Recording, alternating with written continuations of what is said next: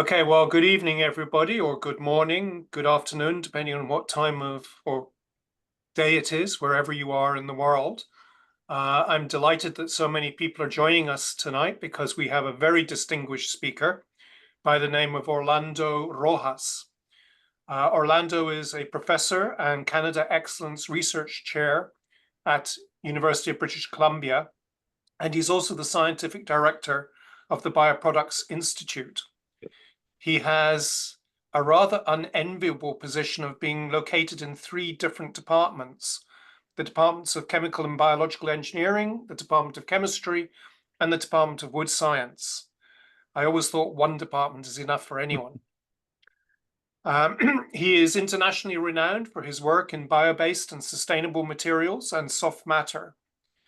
He's got many prestigious honors, amongst them the Anselm Payen Award, which is the highest recognition in cellulose and renewable materials research. He's an elected fellow of both the American Chemical Society, dating back to 2013, and the Finnish Academy of Science and Letters, dating to 2017. He's held a number of titles, and I've noticed they've become progressively bigger and bigger. So he had the inaugural North Carolina State University Faculty Scholar. He also had the Finland Distinguished Professor, and now he's the Canada Excellence Research Chair. And presumably the next one will be the Global something. He's a recipient of the European Research Council Advanced Grant, which is one of the most prestigious research grants in Europe. And he maintains collaborations with universities in Europe, South America, China, and Malaysia. He's a member of the selection committee for the Marcus Wallenberg Foundation, and that awards the Marcus Wallenberg Prize, which is the most distinguished prize in forestry research. He holds scientific advisory roles for several organizations, including the Max Planck Institute of Colloids and Interfaces, the Valued Project with Imperial College, Bristol and Cambridge in the UK, and the Materials Institute of the University of Santiago de Compostela. He's an emeritus editor of the Journal of Dispersion Science and Technology and an associate editor of ACS Biomacromolecules.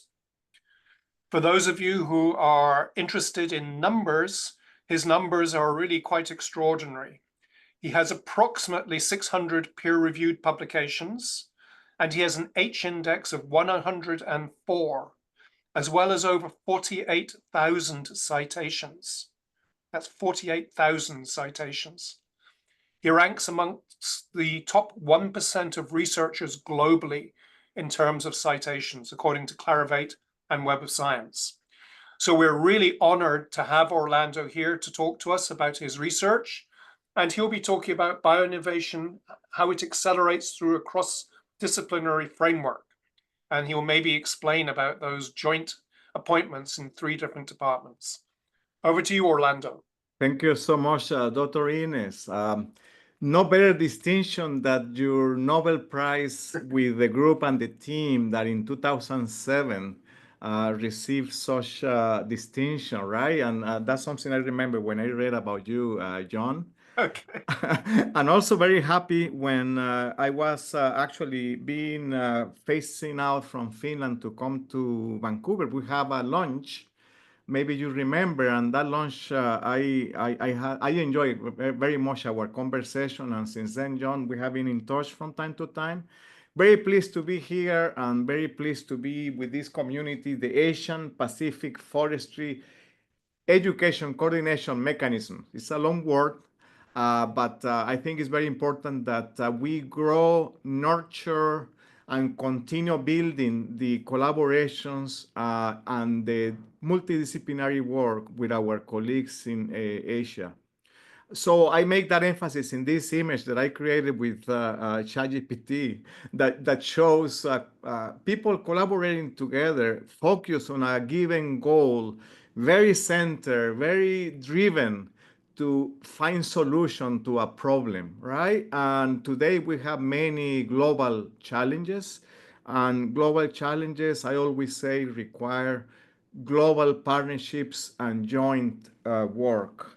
As indicated, my name is Orlando. And there you have information about my website, my email, and you can also use the QR code to contact me. I will be very happy to meet with you when you come to this neck of the woods in your trips in Canada, in the beautiful city of Vancouver. And this center, of course, welcomes you all within the University of British Columbia. I want to bring that up. We live in a beautiful place. It's a beautiful city that is surrounded by clean water, very clean air, and of course, the forest resource. And this is very important. We need to take care of the places that surround us. And there are many threats that we don't even see in these beautiful images. One of those is the issue of the microplastics, small particles that are very abundant in the soil, in the air, in the water. Nevertheless, very difficult to detect and very difficult to avoid. So microplastics has grown into a big issue. And this is not the conversation today, but this morning I was meeting with some people discussing the big challenge of the microplastics in our health. And what we find is that there are many nature-based solutions to the solution of the microplastics problem. Uh, that relates actually with the forest products industry, bioproducts industry. We really need to rethink how to use and reorient our efforts so that we solve some major challenges. And of course, that include in our jurisdiction the issue of the fires, the wildfires, the climate change, the issue of infestation. But of course, all these inserted in a market, in a public discourse, and with also continuous policy shifts. So we're looking into having an environmentally and sustainable economy that is viable and that makes us healthier. We need to work on research on wildfire resilience, biodiversity, integrating the community and finding better ways for fiber utilization, but always keeping central the social stewardship and investing in the future of bioproducts industry. And for that reason, I will start commenting a little bit about the need for defossilization and circularity. Before going to that topic, I want to very briefly introduce what we do here in UBC in the School of Forest Science and in Applied Sciences, as well as Sciences, where we have the so-called Bioproducts Institute. We call it BPI. In BPI, we have a state-of-the-art research and resources infrastructure with the mission to unlock the power of nature to create positive impacts in society. That's what we do. And for that, in UBC, in the BPI, we have these focus areas from biocatalytic transformation, the development and research in bio-based polymers and carbon materials that have become so important these days. Also, the utilization of nanocelluloses and other bioparticle technologies, and as well as the more system analysis, biorefineries, and systems that are very important, but all keeping in mind the social, economic, policy, regulatory factors. So these are the themes or subject areas in the BPI where about 60 professors that are shown in this slide are very active together with their students. So in the Bioproducts Institute, we have quite nice multidisciplinary framework, and this is the title of my conversation. Here we have a group of people coming from medicine, material science, chemistry, architecture, forest science, chemical engineering, all working together. And because we work together across the disciplines. In the last 4 years, you can notice here a little report about our impact as far as securing funding for research, as far as all the events that we have designed and delivered, the number of publications that amount to 2,500 publications in 4 years, as well as all the students, postdoctoral fellows, and graduate students that are involved in the BPI. So it's really an amazing ecosystem for research, and I would say that it's a world leader. But the more we connect with the world, with the globe, with partners in Asia, I think the impact will be even bigger because, again, we need cross-disciplinary framework. In that institute where I'm director of, we have also my own research group, and these are the faces of my researchers. As you can see, it's a team also very multidisciplinary, people in physics, material science, chemistry, chemical engineering, forest science, and also design, industrial design, working together in a very cohesive manner. So that's our group, and I want to acknowledge this presentation to my group members because at the end, it is their research, the one that I'm presenting today. So the first point that I want to make is that of the renewable carbon. It is clear that in the future, we will need to reduce our dependence on fossil carbon, on petroleum, and rather start to take a better look at the carbon that is produced by the sun, carbohydrates, air, CO2, in the way of the carbon that is fixed by biomass or the carbon that we recycle. That's what you see on top in this figure. And that carbon we call renewable carbon. That renewable carbon is the carbon of the future. And again, this is something that is nature-based.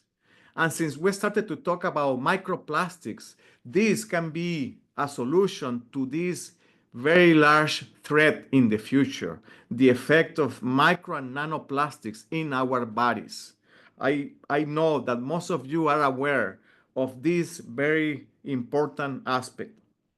But beyond the microplastics, of course, there are many other reasons related to climate and also the environment where we need to think about the replacement of fossil carbon. Uh, so the idea here is not to eliminate carbon because we need carbon. Our society is built around carbon. The idea here is defossilize the carbon, meaning defossilization, replace the fossil carbon by the carbon that we produce from biomass, from CO2, using synthetic biology, as well as investing more and more in recycling. And this is the situation today, 2020. Most of the carbon that we use, measured here as 550 megatons of carbon, embedded carbon, is what we use. It's 88%. And the goal is on the future, in this timeline, that carbon needs to be reduced. And by 2050, we're talking about a very minor amount of this fossil carbon. So we're talking about defossilization, replacing this carbon by other type of carbon. And exactly what I indicated earlier, that carbon will be the carbon that is coming from bio-based sources, 20%, the carbon that comes with CO2 in the process of fixing CO2 in new materials. Very important, the carbon that we can recycle. More than 50% of that carbon in the future will be recycled. This is a solution to the defossilization. And I think very clearly, when we look at the bio-base on the top, the 20% of the total carbon that we need will come from plants, from agricultural waste and residues, from trees. So this is the problem and the challenge that we have today. And the driver to this change is in bioinnovation. And for bioinnovation in the area of the circular bioeconomy, we need to incorporate green chemistry and sustainability concepts, advanced materials and biomimetics, biofabrication, synthetic biology and genetic engineering, artificial intelligence and computational biology. But nothing will happen unless all these fields are taken by collaborations across disciplines. And those can also be done across countries, across boundaries. So this Asian Pacific network, in my mind, is very important and needs to nurture such collaborations. Today, I will be talking about advanced materials and biofabrication. These are the topics that are in bold letter there. And I will try in the next half an hour to explain some of the concepts. In this audience, I hope that you maybe connect with the idea nowadays that we are advancing in the area of the use of the forest resource, wood, and also agricultural materials, agricultural waste, to produce these beautiful structures that are called nanocelluloses, cellulose nanocrystals, cellulose nanofibrils, also bacterial cellulose, as well as nanospheres and nanoribbons. These are examples of different nano and micro scale structures that we are currently using. And many of you in this community are aware of these plant-based materials that make part of the cellulosic fibers and hierarchical structures. There are other nanocelluloses that are maybe less obvious. We don't need to reduce the size of a tree or wood to arrive to these nanomaterials. There are nanocelluloses that are present when we put together two pieces of wood and we partially dissolve the wood to be able to then glue two pieces of wood together. This is the less obvious nanocellulose that exists at the interface between those objects that you see in the bottom of this slide. So these are very beautiful nanotechnologies that have been developed in collaboration between Northeast Forestry University and UBC, as well as the less obvious nanomaterials that are produced by carbonization of wood. In the right of this slide, in the bottom, I put the example of super black materials, materials that absorb light and in a very powerful way. And that process of light absorption leads to very interesting materials that can be used for preservation of energy and for the conversion of sunlight energy into thermal energy. These are also product of collaborations. So I want to insist that these examples that I'm just explaining come from two types of nanocelluloses mainly. Nanofibrillar cellulose, as shown here on the left, in an atomic force microscope, we can see the fibrillar structure on top. When that structure is mixed with water, it forms a hydrogel. That's the number one. And the second one is a microbial cellulose, one that is not produced by trees, but produced by microorganisms. I would like to make emphasis about these two types of celluloses and put some examples. And in these examples, I will, as I promised to you, I will be highlighting the power of collaboration. So let me just then walk you through the examples that I want to share. The first is a collaboration with art and designers.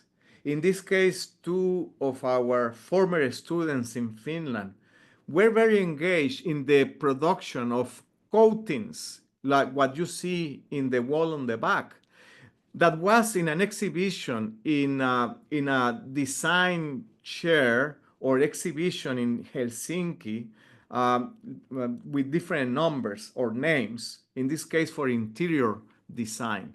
So these are pieces of interior design where nanocellulose is used to create beautiful colors that don't require dyes or pigments, but are colors that are produced because of the nanostructure of cellulose.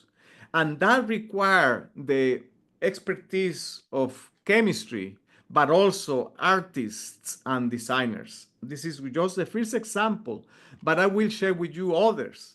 The case of Urs Dierker, who you see in the second frame. He is a custom designer from the movie industry. And he came to our labs also with the desire to make a change in the industry, in the cinema industry. And he was looking into creating materials like the one that you see on the very top that also have beautiful clothing and colors that are produced from biodegradable materials, mainly cellulose materials. And this is the case of a collaboration with a custom designer. A third example is the case of a fashion designer, in this case, Maria Inchner, who used to work for a very famous company called Vera1. This is a high fashion company. And she also collaborated with us in a project where she envisioned the production of a new generation of textiles using a completely different approximation or methods. Another example of collaboration across disciplines. And I will talk more about her company in the few slides that will come. A fourth example, in this case with a composer, music composer, Andrea Mancianti, who created some interesting helmets that contain biofilms of bacterial cellulose that allow for us to manage sound and sound propagation in music, also together with light. An example of a collaboration with, again, a music composer. And all of these are already shown in exhibitions, in art exhibitions, and fashion or museums.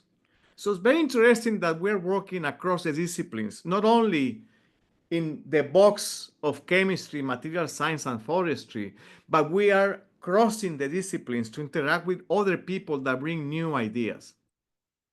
I will have here four more examples, if I may.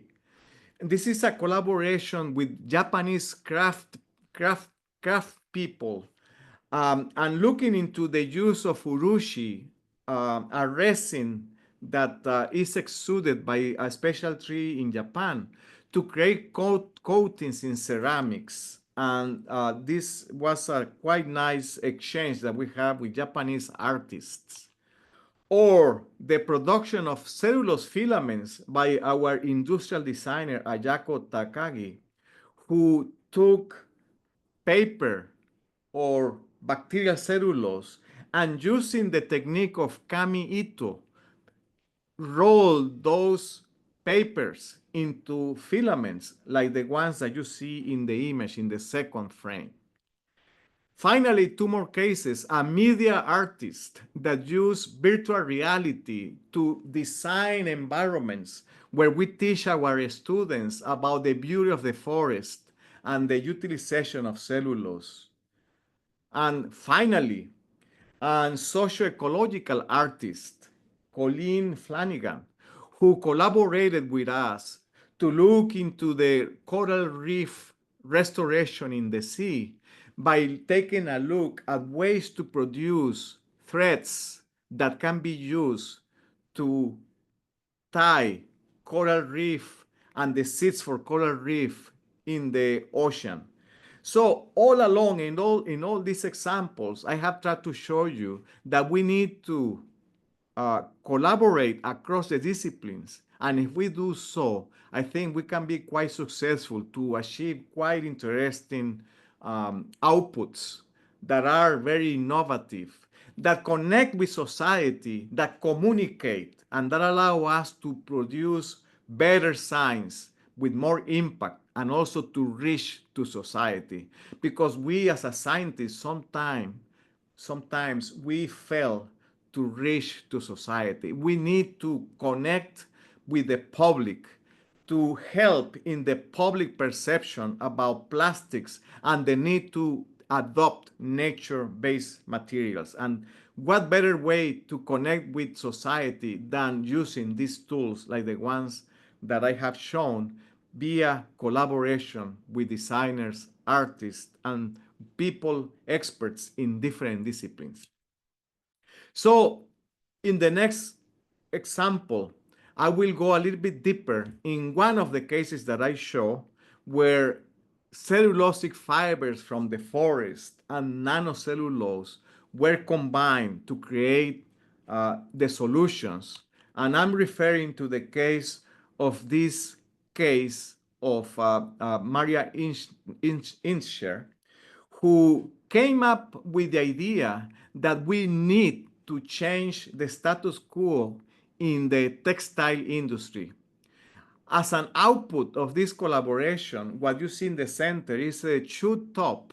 It's a design, it's a prototype that was designed by her team together with us to convey an idea and start a company that is quite interesting from the impact that this company will have in the future. So we created together with her these ideas, and after filing intellectual property and invention disclosures with the team, you can read the details in such patents. We created a way to transform cellulosic fibers and nanocellulose in 3D shapes for the clothing and fabric industries. This is very important because the textile industry is one of the major polluters of our environment. They are very resource intense. They require a lot of water and they create a lot of water pollution. They generate a lot of waste and they have very large amounts of embedded carbon, fossil carbon. So this is a major problem that also brings social angles in the industry, the social aspect. And many economies depend on this industry. The problem here is that there are many steps in the process. You can have the production of the yarn, the dyeing, the weaving, and then the clothing manufacturing. And that can happen in many different places around the globe, around the world.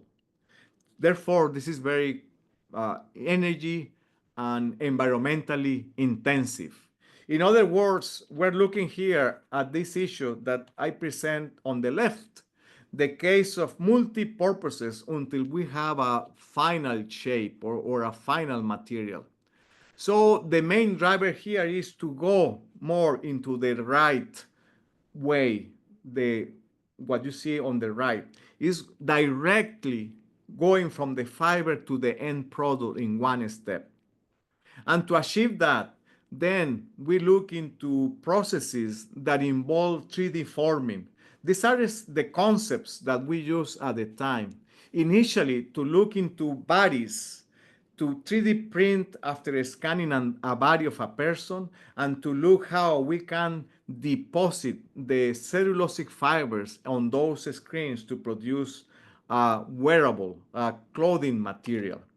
So that's what you see on the top. The molds that were used are seen on the right, and the type of fabric that was created was the one that you see in the video, where we directly use cellulosic fibers like in paper, but using the magic of the chemistry, we make that fabric to be water resistant and washable. In fact, those garments can be put in the washing machine and reused. So it's a direct one-step process to produce a clothing material that you can put on your body. That's the type of development that we have together with the company that is called Simply Fiber. Now they have already started to produce this after prototyping in larger numbers, in larger volumes. And this is an example of an exhibition in London. They shifted a little bit from the wearables in the body to shoes and shoe tops, like what you see here, that are very beautiful from the concept of the three-dimensional design, the color, and others. But what I want to highlight here is the use of forest fibers, like in paper, but in a new, completely new use that is a result of interactions between fashion designers, chemists, forest scientists, and chemical engineers that are able to put the process together. Collaboration is the key. And this can mean the transformation of the industry so that in the future we can see more of these bio-based materials. Now they are independent and they are scaling up their production. Very nice example of what we want to advance in our area. I will skip some slides here and I want to go directly to my second case. So allow me to very quickly go to the case of bacterial cellulose. So this is different cellulose in the sense of the structure compared to the plant-based cellulose, but I bring it because it's also a very interesting concept that comes also after very interesting collaborations. Bacterial cellulose is produced by microorganisms, and some of you maybe are aware and know uh, products that we have in the food industry, like nata de coco. That's the same material. It's a cellulose, but it's not produced by trees or plants. It's produced by microorganisms. And we have become very interested in this concept. And I want to here place once again two cases or one case about the use of bacterial cellulose that, by the way, can be produced, this bacterial cellulose can be produced in synergy with the forest product sector, because in the forest product sector we have a lot of sugars, and those sugars can be used as a culture media for the growth of microorganisms to produce the cellulose that you see in this slide. Anyway, here is a case that I also mentioned earlier, the composer, the music composer, that together with us developed this helmet for virtual reality when we have sound vibration, because bacterial cellulose biofilms are very interesting materials as a speaker model for sound management. So that's one case. And the other case is developments like what you see here also, by the way, in the design of a shoe top by using microbial nanocellulose in 3D shaping. And this is a case of another footwear concept by a company called Modern Synthesis. Here you can see in the slide. Which is based in London, and I happen to be related to them. But the point here is, once again, here we have a multidisciplinary team of biologists, chemists, and experts in cellulose that can put together these concepts to bring a message to society. And this is something that was in an exhibition in the Vancouver Art Gallery that you see in one of the columns here in the city of Vancouver. All along, we are talking about cellulose and the interfacing between scientists and designers, and this is what I wanted to highlight.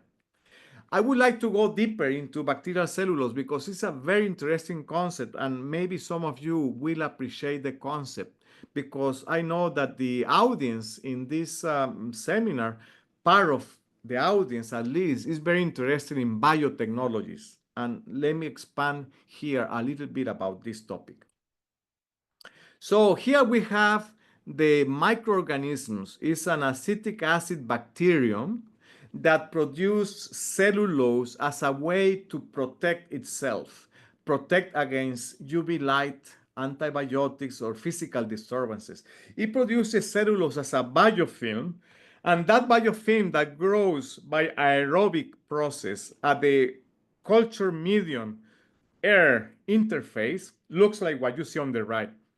We have a biofilm that is filled with cellulose fibrils, and you can notice the bacteria of the bacterium in some of the rod-like larger materials or particles that are there. These are the bacteria. And this is quite nice because you can very easily just provide the bacteria in a culture medium where you put sugars and the nutrients that you need, and then the bacteria will produce the cellulose, as I have explained before. In this case, we use a strain whose name is Comagata Abacter medelinensis. This is from a collaboration we had maybe about 15 years ago with a scientist in the country of Colombia in South America who discovered this strain in the fruit market of the city of Medellin in Colombia. Since then, we have used this strain to produce the bacterial cellulose as the one that I show now. And that bacterial cellulose makes biofilms that are similar to what I showed earlier about the paper-like material that we use in shoe tops. But in this case, it's a material that is extremely strong, very highly interconnected, very beautiful and very interesting for the future. So I'm very interested to look into biofabrication, the use of microorganisms to produce three-dimensional shapes. And one experience that I had last year, quite interesting, was to see what is happening in China, in the industry in China, in this area. And one visit that we had with Dr. Song is the company that she owns, where this type of biofilms are produced continuously in a very large scale to produce, in this case, biofilms that have a cubic shape and they are used in food. This is a company called Hainan Yegu Foods that have different facilities around China. And I was very impressed to see how this now has entered a scale-up process where this can be produced in large volumes, at least for food applications. Anyway, here we have these biofilms of cellulose, and I like to refer to the process of biofabrication, to the process where we take the microorganisms and we make three-dimensional shapes. And I want to spend now a few minutes to explain how we do this, and you can learn more details in the publications that we have produced, and they are shown in the bottom. But the idea here is very simple. Remember that I told that these microorganisms are aerobic. They need air, they need oxygen from air, typically. And that happens when you have the culture medium exposed to air. But one thing that we discover is that we don't need air. One option is to take the culture medium and put it in contact with a mold, like what you see here, in a mold that is super hydrophobic on the right. And then if you have the culture medium shown here in blue in contact with the mold that is super hydrophobic, there will be clusters of air that is trapped. That air is called air plastron. And that air that is trapped between the culture medium and the solid is enough for the bacteria to take, metabolize, and produce cellulose. So by using solid molds, we don't need the air interface as we know. We don't need culture medium air interface. We can use culture medium solid interface to produce biofilms of cellulose. One example of what I'm explaining is to produce three-dimensional objects that can have very intricate properties and shapes, like the one that you see here. This hollow fractal branch structure is very difficult to produce by 3D printing, but by using biofabrication, it's rather easy to produce these materials in 3 dimensions. Here I want to note that actually the production of biofilms is quite competitive if you think about the synthesis process the area that is needed for manufacture a piece of an object and the time it takes to the bacteria to produce the biofilm. So I don't think I'm too far incorrect if I say that in the future, biofabrication and the use of microorganisms can supplement the fabrication that we know via the biosynthesis in plants. I think in the future we will have the two hand in hand, trees and also biofabrication. Of course, the challenge in biofabrication is the cost of sugar, for instance, right? But otherwise, here, sugar or nutrients in the culture medium. But I think in the forest industry, we have excess of those materials. Anyway, I will show an example of what can be possible to make with those biofilms. And by using the molds that you see here on green that are 3D printed, we can grow bacterial cellulose biofilms with different shapes and designs, as what you see here. Some of those designs can be eusectic meshes or structures. Auxetic means structures that when you stretch, they become thinner in the cross direction. These are the ones that you want to have in biomedical implants and in applications of high-end applications, for instance, that are in contact with your body, in your elbows or in other parts of your body. It's called auxetic materials. And those auxetic materials, again, they deform in a special way. And you can do these designs, by the way, with designers, and then produce meshes that can be used in high-end applications. One of those applications that we tested was trying the hernia treatment of animals in vivo, or the treatment of a condition that is very typical nowadays called the prolapse. It's sagging organs that need to be kept in place in our body, shown here by the mice, and the fact that if you have a hernia, then the intestines and the muscles will not be well connected, and then we will have sagging, like also happens in the treatment of prolapse. And what we found is that the current solution to this problem are polypropylene meshes, the so-called Gene Care TBT Exact.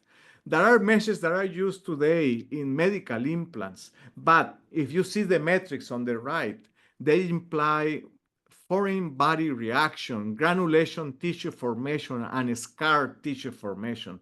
So they are not too effective in our body. But when we use a solution based on cellulose in the implants that I show, then together with biomedical engineers, we learn the bacterial cellulose meshes, like the ones that I show, are very effective in having 100% behavior or performance for this type of meshes. So based on this, we have filed a number of patents, and we hope to see this at some point in the future being used in our bodies. But the transition is, of course, a very long transition for putting these implants in the market.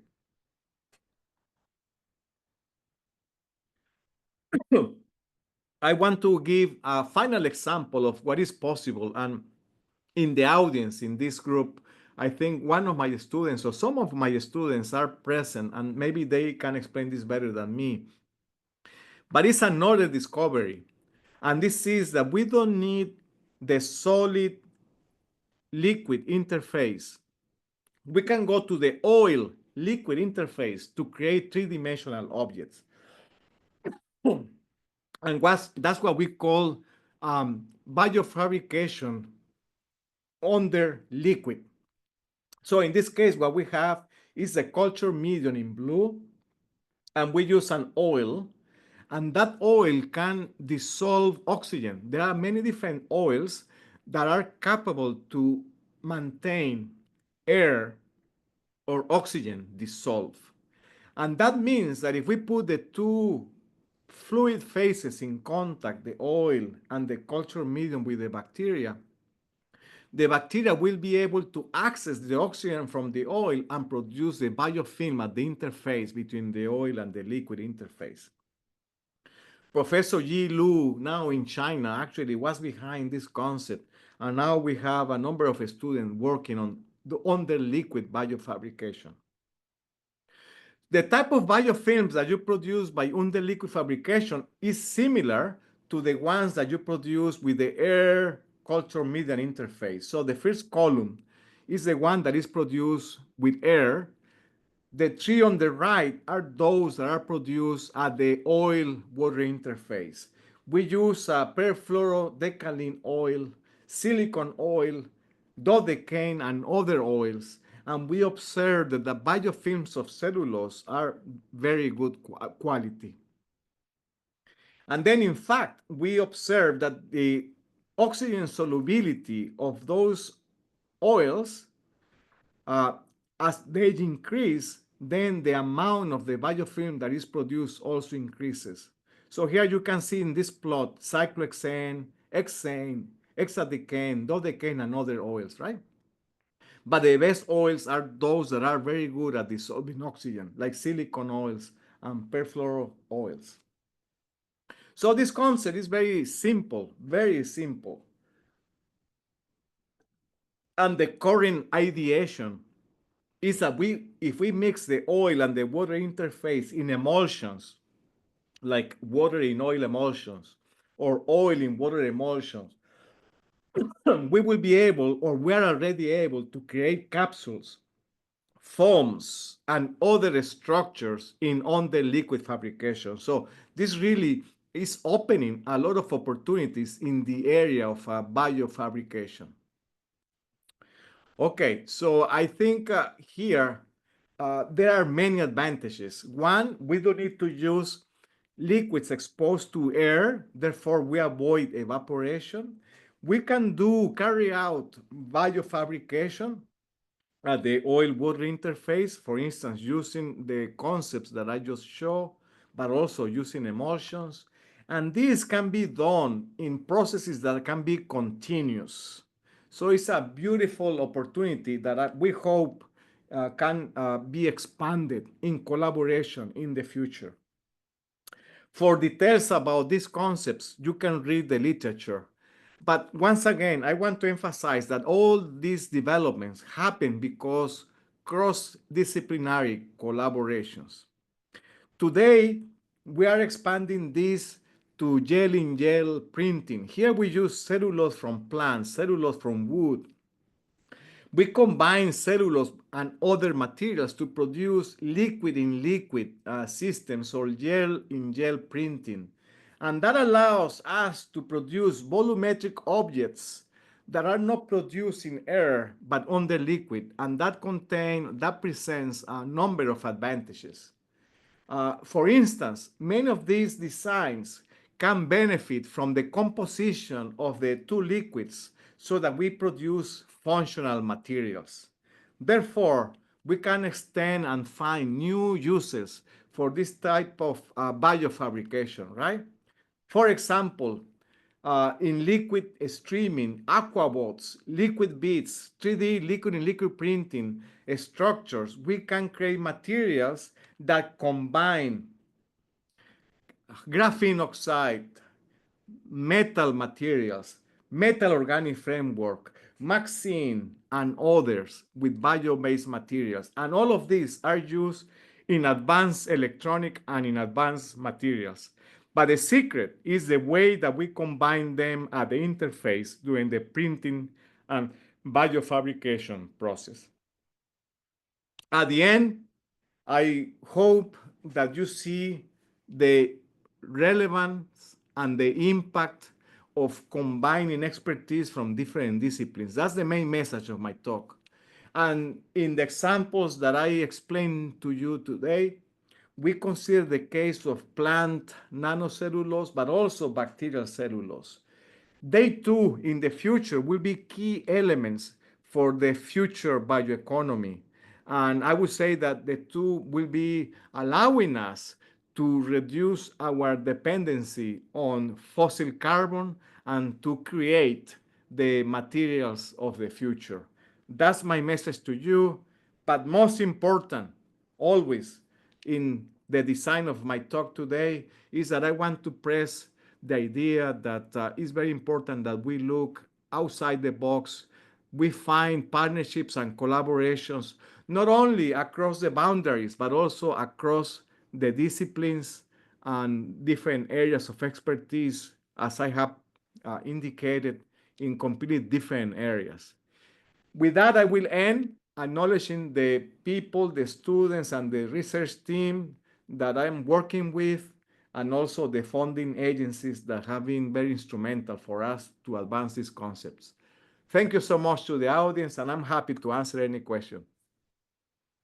Orlando, thank you very much for that absolutely excellent account of the research that you're doing. I think it's incredibly exciting. You're developing areas that I think nobody could even have dreamed about at some point. I do have one, maybe just kick-off question, and you hinted at this a little bit.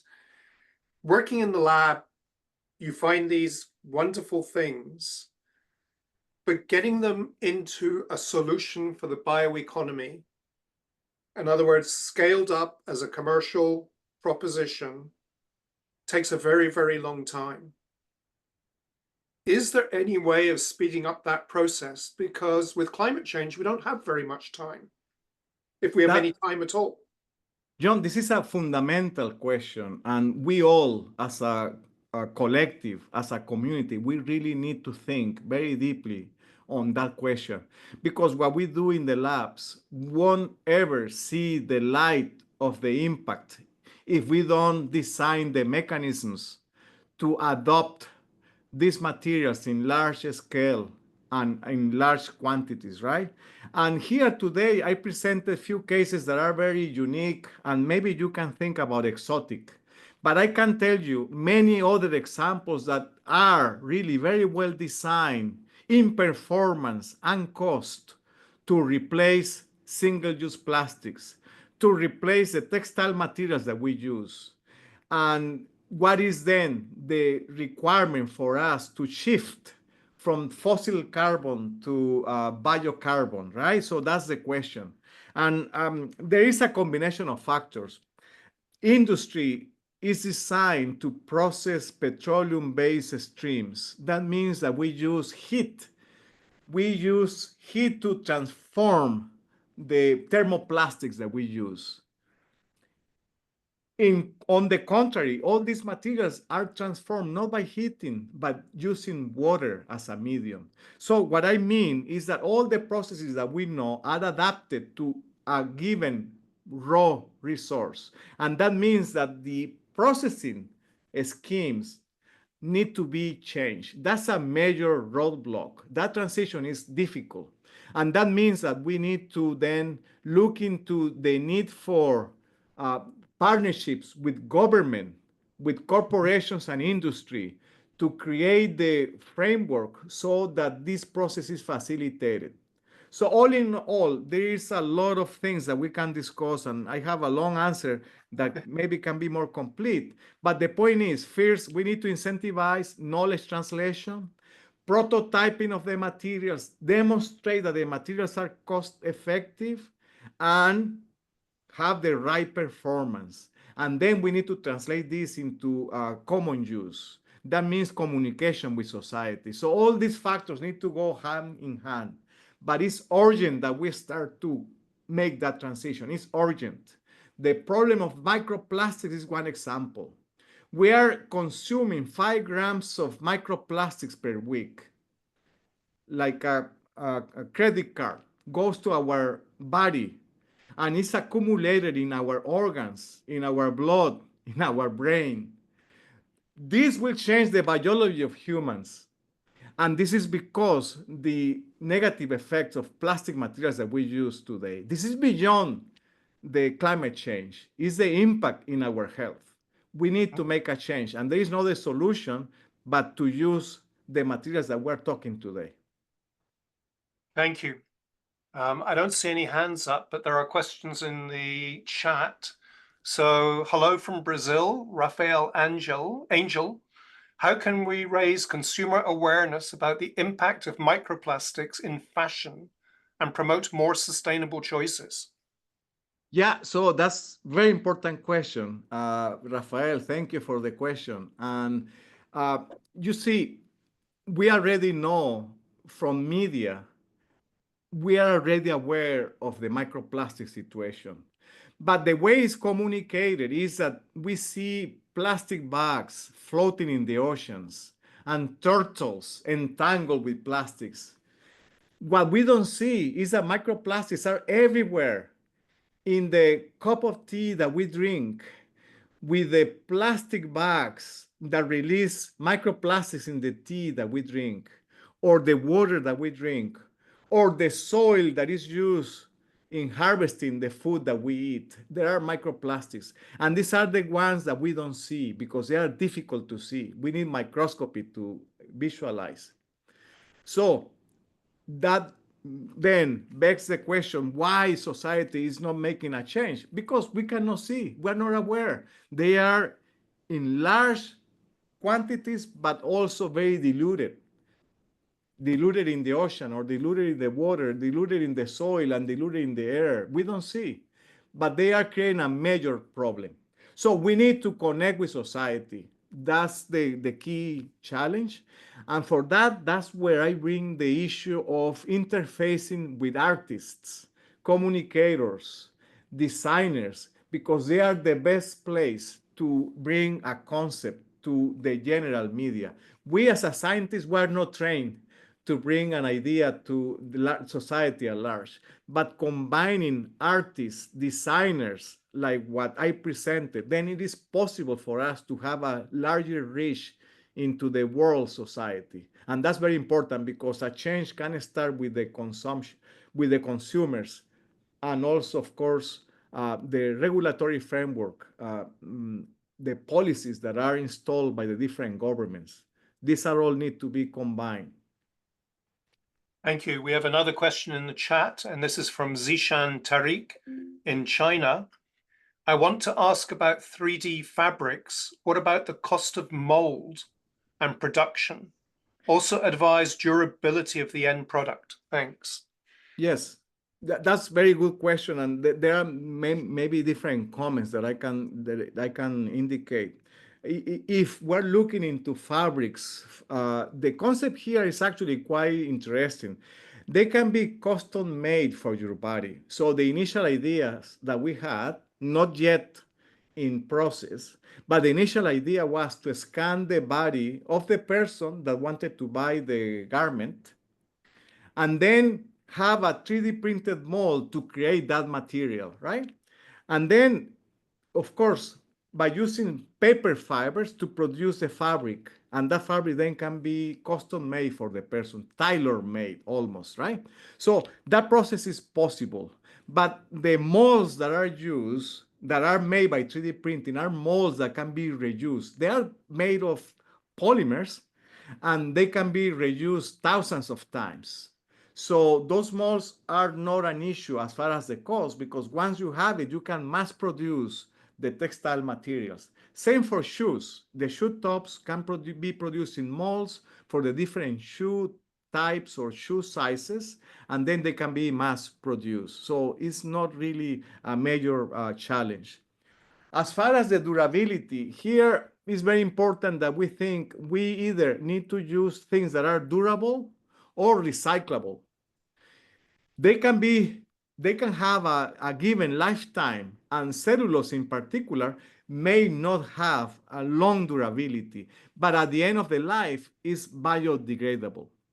And what is better, that we know how to recycle fibers. So those products that I show, for the most part, based on fibers and cellulose, can be recycled as we recycle paper. Paper recycling is very typical. And if you think about the recyclability of paper, it's quite prominent in many different countries, right? 70%, 80% recycling rate. That's amazing. Compare that to typical polymers, 4% or less, 2% recycling rates. So paper-based, fiber-based materials are the materials of the future. Thank you. We've got time, I think, for one last question, and that is from Aksa Ali, who is in China. How do bacteria extract oxygen from oil, and what factors influence this process? What are the potential industrial applications of under-liquid biofabrication? Thank you, Aksa. Very good questions too. So the oxygen is present in oil. Or those types of oil that I show will dissolve oxygen from the atmosphere. They carry oxygens, especially the fluorinated oils carry a large amount of oils. Maybe Aksa, I don't know if you have seen the experiments with really small mice that are led to be immersed in oils and breathe under liquid, right? Under the oil. So the point I'm making is oils can dissolve oxygen, and that oxygen is enough to be delivered to the interface for the bacteria to grow cellulose. That's enough. That's the whole concept of dissolving oxygen and making it available for the bacteria to grow the biofilm. So this is possible. Now, is it possible to replace bacterial cellulose, to replace plant cellulose in the future? Actually, there are companies that are already trying to do that. In San Francisco, there is a startup that claims that goal, actually. And I think it's challenging at the present time. It's difficult because trees are in large volume, are produce cellulose in large quantities. They are around us. This is a very cheap source of cellulose. But in the future, I can see that many advanced materials and specialized materials can also be produced by biotechnological means, by using synthetic biologies, and can be part of the solution, meaning trees together with biotechnology in the production of cellulose. So I think it's possible, but not at the moment, right? That will take quite some time. As far as other questions here about the advantage of the bacterial cellulose compared to the cellulose from plants, that's from Professor Wang. Very good question. Very shortly, the cellulose from bacterial cellulose has a higher degree of polymerization. Mechanically, is stronger and is pure cellulose, no lignin, no hemicellulose. So that's the difference between bacterial cellulose and the cellulose from trees. Of course, there are other more fine structural changes and differences in the polymorphism and the crystallinity of the material, right? But essentially, it's the same cellulose, essentially. Okay, thank you very much, Orlando. I know there are more questions coming in, but unfortunately, we are out of time. We do try and keep these to a 1 hour session. And I suspect actually there would be questions that would go on all night if we allowed it. Thank you very much for such a wonderful seminar. Very, very inspiring. You are clearly working on solving major global challenges, and it's really encouraging to see someone who's actually doing it as opposed to just talking about doing it. So thank you, and we look forward to learning about your next fantastic development. And maybe we'll see you getting a Nobel Prize for chemistry or biology or something. It will take ages, but super happy, John, to be here to share the seminar with you and Professor Wang and the team. Thank you for hosting me, and happy to engage with the community. It's very important that we keep working together. Thank you. I totally endorse that.